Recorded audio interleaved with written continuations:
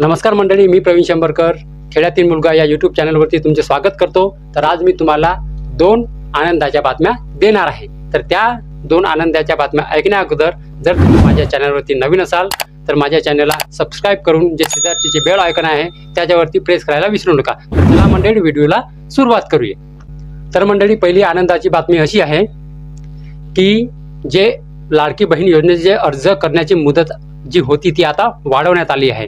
तर अर्ज करण्याची मुदत जी होती ती शेवटची तारीख होती ती 31 ऑगस्ट।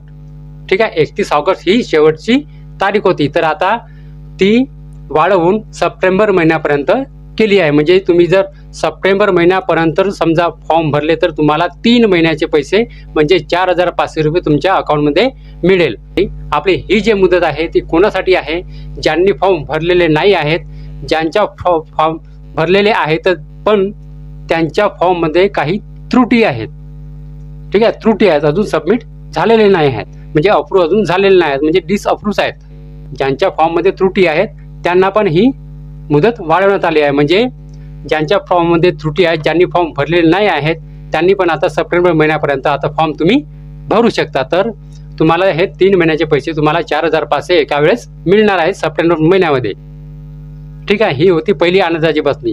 आणि आता मंडळी, दुसरी आनंदाची बातमी म्हणजे अशी आहे, आता ही खरी आहे की खोटी आहे ते मला आता माहीत नाही, पण मी सांगतो तुम्हाला। दुसरी आनंदाची बातमी अशी आहे, ही जे लाडकी बहीण योजना आहे ही आता चालतच राहणार आहे, ही बंद नाही होणार आहे असं मी नाही म्हणत आहे, मुख्यमंत्री एकनाथजी शिंदे साहेब म्हणत आहे, मी नाही म्हणत आहे। ठीक आहे, आणि आणखी एक आहे की या योजनेमध्ये जे 1,500 रुपये दर महिन्याला मिळत आहे तर याच्यात पण वाढ करण्यात येईल काळानुसार। म्हणजे पुढच्या वर्षी 2,000 होतील, त्याच्या पुढच्या वर्षी 2,500 भेटतील दर महिन्याला, त्याच्या पुढच्या वर्षी 3,000 मिळतील दर महिन्याला।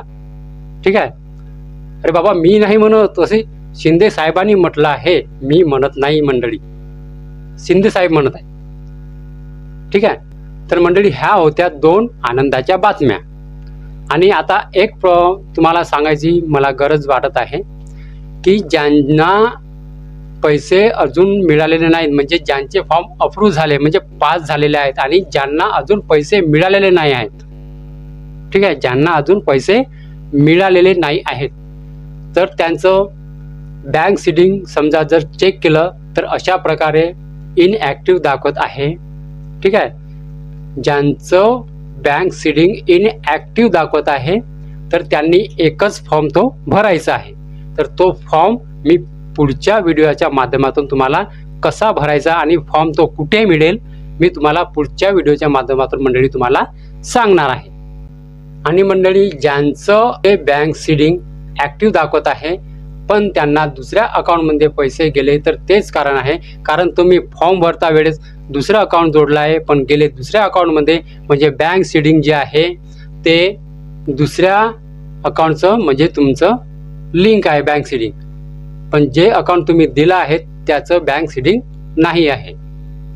ठीक आहे, समजली मंडळी माहिती?